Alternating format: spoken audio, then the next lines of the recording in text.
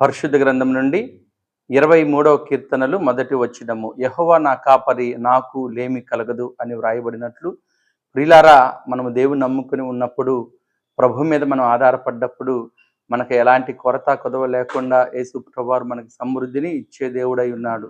మనల్ని ఆశీర్వదించే దేవుడై ఉన్నాడు. మనల్ని ప్రేమించే దేవుడై ఉన్నాడు. మనకి ఎలాంటి కొరత లేకుండా కొదవ లేకుండా కాపాడే దేవుడై ఉన్నాడు.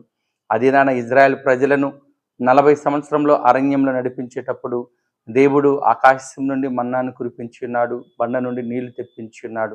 అలాంటి గొప్ప దేవుడు మన ప్రభు అయిన యేసుక్రీస్తు వారు మనకు తోడుగా ఉండి మనకి ఎలాంటి కొరత కొదవ లేకుండా కరువులో కూడా కాపాడే దేవుడై ఉన్నాడు.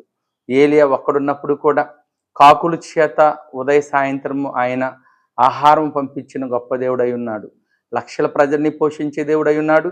ఒక్కరిని కూడా పోషించే దేవుడై ఉన్నాడు. కనుక మనకి ఎలాంటి కొరత లేకుండా ఎలాంటి లేపం లేకుండా కాపాడే దేవుడిని మనం నమ్ముకొని ఆశీర్వదించబడాలని తెలియజేయచ్చు. దేవుడి వాక్యమును దీవించును గాక.